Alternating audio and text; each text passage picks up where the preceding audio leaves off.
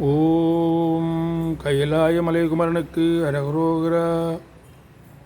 புவியதனில் பிரபுவான புகழியில் வித்தகர் போல அமிர்த கவி தொடை பாட அடிமைதன கருள்வாயே. சமரில் எதிர்த்தசுமால தனியில் விட்டருள்வோனே. நம சிவையே பொருளோனே ரஜதகிரி பெருமாளே. புவியதனில் பிரபுவான புவியில் புகழியில் வித்தகர் போல அமிர்த கவித்துடை பாட அடிமைதனை கருள்வாயே. சமரில் எதிர்த்த சுமால தனியில் விட்டருள்வோனே.